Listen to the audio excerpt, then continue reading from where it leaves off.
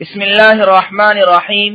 صرف 5 منٹ کا مدرسہ قرآن و حدیث کی روشنی میں 226واں دن 16 شعبان المعظم۔ نمبر 1، اسلامی تاریخ۔ حضرت عمار رضی اللہ عنہ۔ حضرت عمار رضی اللہ عنہ کی جوانی کے دور میں حضور صلی اللہ علیہ وسلم نے اسلام کی دعوت شروع کی، جس سے متاثر ہو کر حضرت عمار رضی اللہ عنہ ایمان میں داخل ہوئے۔ اسلام لاتے ہی اپنی والدہ حضرت سمیہ رضی اللہ عنہ کے پاس آئے اور ان کے سامنے توحید کی دعوت پیش کی، وہ بھی مسلمان ہو گئی۔ پھر ان دونوں نے حضرت یاسر رضی اللہ عنہ کی اسلام کی باتیں بتائی۔ بیوی اور بیٹے کی بار بار دعوت اور ذہن سازی سے حضرت یاسر رضی اللہ عنہ نے بھی ایمان قبول کر لیا۔ مسلمان ہوتے ہی کفار نے ظلم ڈھانا شروع کر دیا۔ ایک روز خوب تکلیف دینے کے بعد کفار ان کے جسم کو جلانے لگے تو حضرت عمار رضی اللہ عنہ نے جان چھڑانے کے لیے ان کے جھوٹے بتوں کا نام لے لیا۔ ان لوگوں نے انہیں چھوڑ دیا۔ وہ حضور صلی اللہ علیہ وسلم کے پاس آئے اور چیخ کر رونے لگے۔ حضور صلی اللہ علیہ وسلم نے وجہ دریافت کی تو بتایا کہ جان بچانے کے لیے میں نے بتوں کا نام لے لیا۔ حضور صلی اللہ علیہ وسلم نے فرمایا، تمہارا دل ایمان پر ثابت تھا؟ تو عرض کیا، ہاں۔ اسی وقت اللہ تعالیٰ نے حضرت عمار رضی اللہ عنہ کے حق میں آیت نازل فرمائی۔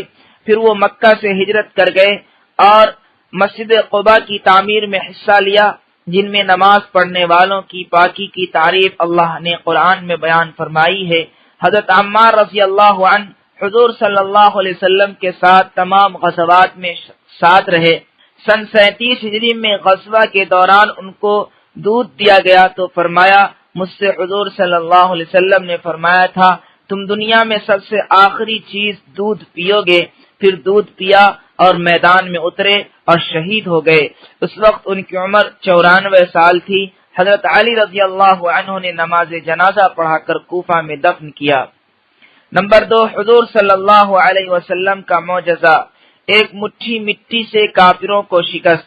غزوہ حنین کے موقع پر کافروں کے تیروں کی بوچھار سے صحابہ کرام رضی اللہ عنہم میں ایک قسم کی پریشانی پیدا ہو گئی تھی اور کفار چاہتے تھے کہ رسول اللہ صلی اللہ علیہ وسلم پر حملہ کریں۔ چنانچہ رسول اللہ صلی اللہ علیہ وسلم اپنے خچر پر سے اترے اور اللہ تعالی سے مدد مانگی اور زمین میں سے ایک مٹھی مٹی لے کر دشمنوں کی طرف پھینکی اور فرمایا، ان کے چہرے برے ہوں۔ چنانچہ کوئی کافر ایسا نہ تھا جس کی آنکھ مٹی سے نہ بھر گئی ہو اور وہ سب پیٹ پھیر کر بھاگنے لگے۔ نمبر 3، ایک فرض کے بارے میں اذان سن کر نماز کو نہ جانے پر وعید۔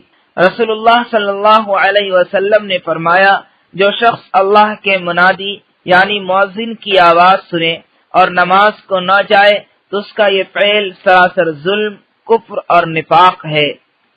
نمبر 4، ایک سنت کے بارے میں مسجد میں داخل ہوتے وقت کی دعا۔ جب کوئی مسجد میں داخل ہو تو یہ دعا پڑھیں، اللہم افتح لی ابواب رحمتک، ترجمہ، اے اللہ میرے لیے رحمت کے دروازے کھول دے۔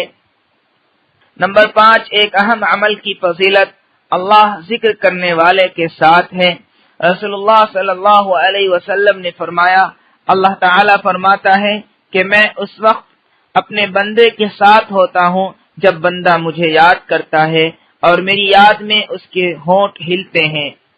نمبر 6، گناہ کے بارے میں شرک کی سزا۔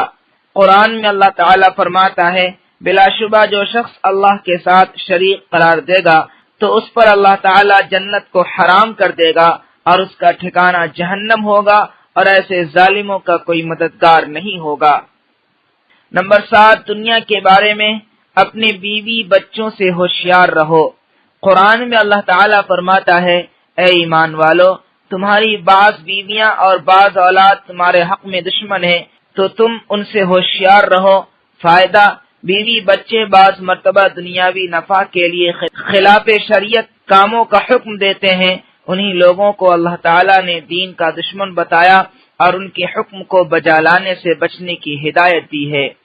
نمبر 8، آخرت کے بارے میں دوزخ کی آگ کی سختی۔ رسول اللہ صلی اللہ علیہ وسلم نے فرمایا، دوزخی اگر دنیا کی آگ میں آ جائیں تو ان کو جہنم کی آگ کے مقابلے میں دنیا کی آگ کی تپش کی کم ہو جانے کی وجہ سے نیند آ جائے۔ نمبر 9، طب نبوی سے علاج، 3 سانس میں پینے کا فائدہ۔ رسول اللہ صلی اللہ علیہ وسلم پینے والی چیزوں کو 3 سانس میں پیتے تھے اور فرماتے تھے ایسا کرنے سے اطمینان ہو جاتا ہے، تکلیف اور بیماری سے حفاظت ہوتی ہے اور وہ چیز خوب ہضم ہوتی ہے۔ نمبر 10، نبی صلی اللہ علیہ وسلم کی نصیحت۔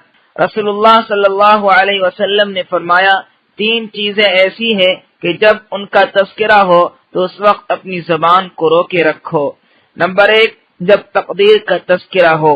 نمبر 2، جب ستاروں کا تذکرہ ہو، یعنی جب یہ عقیدہ بیان کیا جا رہا ہو کہ فلاں ستارے سے بارش ہوتی ہے وغیرہ وغیرہ۔